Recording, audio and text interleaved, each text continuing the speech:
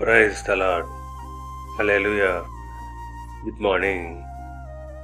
క్రీస్తునందు ప్రియులారా, ఈ ఉదయ కాలంలో మరొక వాగ్దానంతో మనము ఈరోజు ప్రారంభించుకుందాము. ఈనాటి దేవుని వాగ్దానము కీర్తనల గ్రంథము 29వ కీర్తన 11వ వచనము. యెహోవా తన ప్రజలకు సమాధానము కలుగజేసి వారిని ఆశీర్వదించును.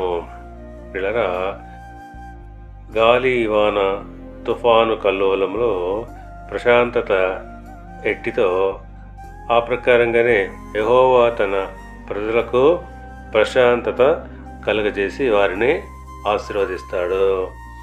ఫిలిప్పీలకు రాసిన పత్రిక 4వ అధ్యాయము 7వ వచనం ప్రకారంగా, అప్పుడు సమస్త జ్ఞానమునకు మించిన దేవుని సమాధానము యేసుక్రీస్తు వలన మీ హృదయములకును మీ తలంపులకును కావలయుండును.